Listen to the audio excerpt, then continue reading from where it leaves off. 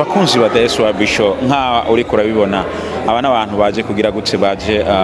bariko baritegurira gutora Madame Era hariho abantu bakubonye hano bipfuza kugira ico bumva kuri wewe mu gihe amatora ataraba kubera iki muri hano muri Dallas twaje hano muri Dallas kugira ngo dutore indongozi zishobora kuzoserukira diaspora y'u Burundi ngaha muri leta ya Texas. Okay, turabona ko ubu muri hano muvuye mu mwiherero hariya niki gigira gikurikire ubu tugiye kuja muri ku mapora cyane se tugiye mu matora niho tugiye gutora indongozi zizoturongora muri imyaka itatu iri imbere. Okay, nk'abantu bibonekana ko ari ryambere babonye ino video ubu ntirava mu matora ntacyo turamenya niki kintu babwira mu gihe baza kubona ibizoba byavuye mu matora inyuma yaho turiko turavugana uwo babwira iki? Jewe cyo nababwira nuko amatora ya BDUSA nibaza ko aza kugenda neza kandi bishobotse nifuza yuko nza gutorwa kuko imigambi mfise ni myinshi ibintu mbona abarundi bakeneye ndabibona buri munsi muri ibibazo byabo rero bujya uyuza ingorane kugira ngo witorere umuti biroro ibibazo rero by'abarundi bafise muri Texas mbese n'ahandi no muri Amerika nzima no muri Europe za Australia bose ibintu byabo ndabimenya buri umunsi ku wundi ku buryo rero nindamuka ntotse uyu munsi nkaronka amajwi hazoba impinduka ikomeye cyane kandi ikazoba ari intango ikomeye ku barundi bose tuba hanze bo muri diaspora. Rero tugiye kubanza tubaha iminota 5 buri muntu abanze yiyamamaza cyangwa se avuge wariwe ibyo akora ibyo ateganya kudukorera ubaha muri kudutereta muri kudutereta mutatwemeje tubatora muri muraturesha ubwo mwe muri abageni aho turareba rero uwo dukura musiko bimeze hama rero ni minota 5 iyo minota 5 iraba timed nukuvuga ngo time keeper ni Eric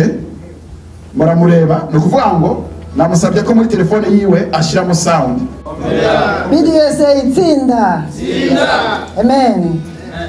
Jewe nitwa Uwimana Ella Emeline nahereye kuji wacu nko mu Kirundi ubwo rero jewe mva muri Houston Texas nkaba ndageze muri Amerika mu 1998 nabaye umuntu wa mbere yageze muri Houston hanyuma nakira abarundi bose bagiye kuza bansangaho ati byagenze gute none jewe nkuko mwabibonye nibaza yuko naragerageje kubashiraho kuri audio amashure nize Burundi niga kuri Université y'u Burundi niga kuri Université y'u Burkina Faso mu vya droit aje amategeko hanyuma ngeze hano naho nyene narize ibijanye na comptabilité ndiga bookkeeping ndiga ibijanye na immigration ndiga ibijanye na computer technology ivyo byose bikaba byaramfashije ku buryo byatumye nshobora kuronka ubumenyi bukwiye bwo gufashana cyane cyane abantu biwacu kuko nta technology tumenya abantu benshi baraza bakagorwa ugasanga no gucana kuzikubira bagora ariko byabaye ngombwa kubera nahageze nkuko umukozi w'Imana yavuze ati mwabaye ba Musa koko twarabaye ba Musa kuko Imana hicije ntawuhakura rero tumaze kugeraho nakoranye kubera nari umurundi wenyine ahari cyane no mu bantu bose bo muri Afrika bari muri Houston byabaye ngombwa kuko navuga indimi zose mvuga ikirundi mvuga ikinyarwanda mvuga igifaransa mvuga n'igiswahili n'igispanish naco nyene ndakivuga rero nakomeje gukorana n'impunzi Refugee Consortium of Texas twagira amanama kugira ngo twige ibibazo by'impunzi uko mwazaga twaba tuzi igihe bazozira naho bazoshikira twaba tubizi tukabaramira bataragira ngo ibibazo byinshi kuko umuco w'iki gihugu wari ugoye hanyuma nkuko mwavyumvise narakoze twarakoranye na cité ya Houston kubera twaragera hano ugasanga ibintu by'imirire biragoye narakoze training y'abarundi bamaze kugera hano kugira ngo bamenye uko bacagura ivyo barya twirinde ingwara za diabete ingwara za hypertension hanyuma urazi ko benshi kubera guhunga hari abantu bataronka n'incanco ivyo twarabikora mfatanije na City ya Houston, turasansibiriza abantu bose kugira bashobore kuza bahabwe izo nkingo zibakingire ibigwara bimwe bimwe. Hanyuma ikindi naco twarashoboye gusansibiriza nk'abanyagihugu kugira ngo abamama n'abana murazi programme ya weekend abantu bayigiraga, twarabikoze kugira ngo bashobore kuronka izo mfashanyo, abana bagira amagara meza n'abavyeyi babo babone konsa abana babo bafise amagara meza. Hanyuma ikindi naco narakoze mu bintu byo gushira hamwe imico. Ndi umuntu akunda umuco cyane, ndakunda ingoma, ndakunda kubyina. Mu kivyerekana nuko muri 2007 naje hano muri Forward, nje kubonana na Fredina sinza hari hano ngoyo nawe mukandida, naje nje gutanguza umugwi w'ingoma, tuvugaza ingoma zo muri Ghana kugira ngo umuco w'ikirundi udatatana, kugira ngo dutangura aho turi tugere tumenya ibituranga. Hanyuma ibindi navyo nkora akazi nk'umusemuzi. Kusimura rero abantu benshi baranzi, kuko benshi banzi ku telefone bakumva tuvugana nkabwira nitwahera, ariko ibibazo by'impunzi ndavyumva. Harabona agiye nabara, harabo shobora no kumva bariko baravuga ibibazo umuntu ugasanga yaratakaye, nta muntu numwe amenya. Ico gihe ugasanga yuko dufise ibibazo byinshi rero bitwugarije. Rero muri ico gihe ubyo byo gusigura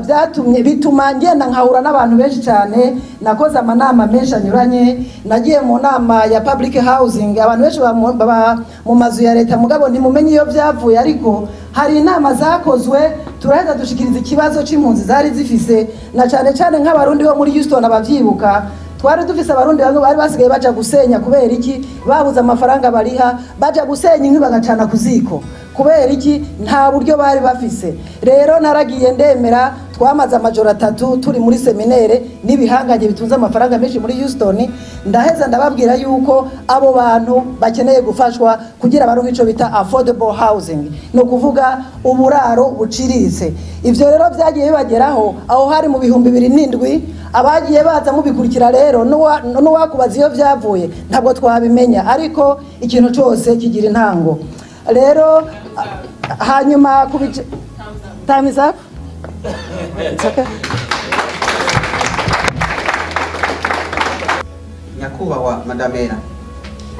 mu bintu wavuze imigabo n'imigambi, ariko turavye ngaha muri Amerika abarundi kenshi turigiye mu maofisi kanaka, tuvuze umurundi ntibumva icarico, tuvuze ikirundi ntibumva icarico, tuvuze uburundi naho nyine batubaza ati nigiki.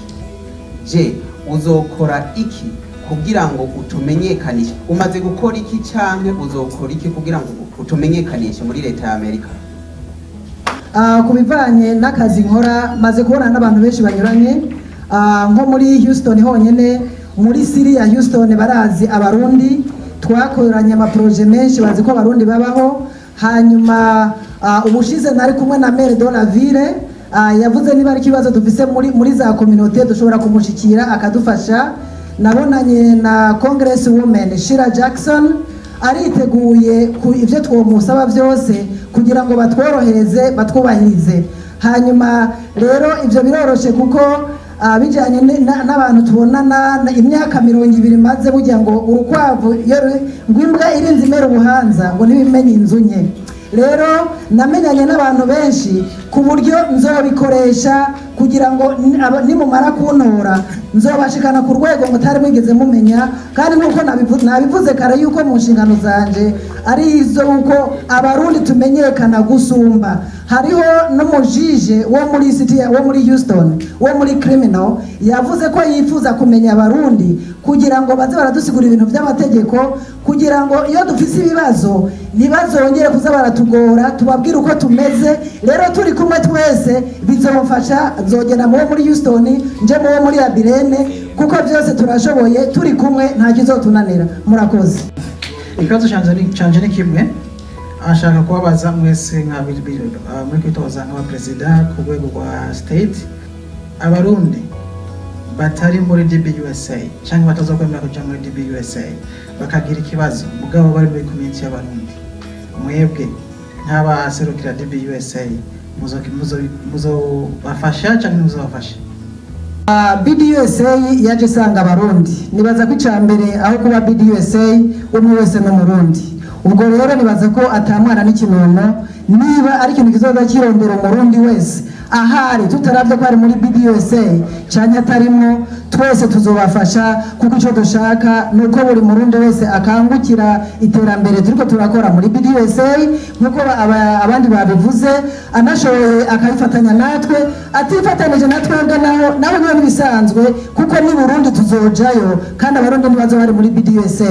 rero nibaza yuko icitwa umurundi wese nibaza ko tuzomufasha tukamukemurira ibibazo vyiwe ahubwo ari n'uburyo kugira ngo tubasansibirize bamenye yuko iyo diaspora iriho urumva naho ubura umurundi utayiri muntu reka kuba muri diaspora ukira kuba hanze ukabura umurundi uri muri BDUSA bashobora kuba batavyemera ko barimo kubera bataravuga ati ndimwo ariko twebwe nk'abarongozi tuzokwitaho buri murundi wese dukemura ibibazo vyabo vyose ikindi natwe twa dusanzwe tunabikora tutaravye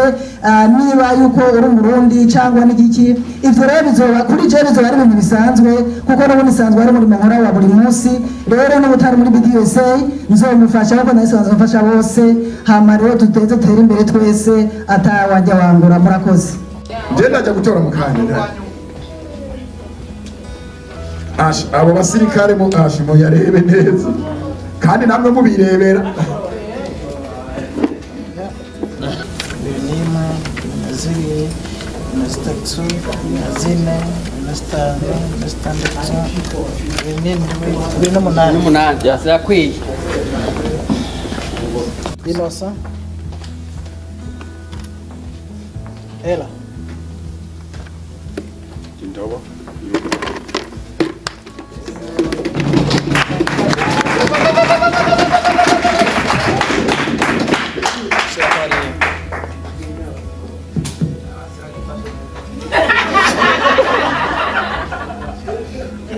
n'umunani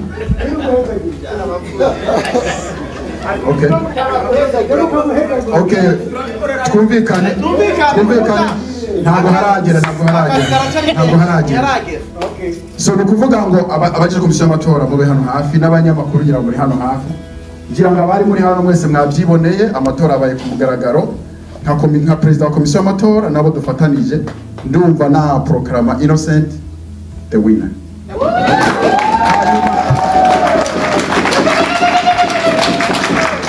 Madamu Era akaba afise nawe akaba ari wa kabiri yatowe ku majwi 7 hanyuma Ferdinand ku majwi 3 hanyuma na Alex ku majwi 2 amatora ndumva ruko tugeze katubaze abari biyamamaje muremeraho uko amatora yagenze cyane gose mushayi nabishize sawa ikibazo cya ibi turabirangije murabyibuka ko twavuze yuko president afite inshingano z'uko agomba kunoma vice president amukuye mu badelegate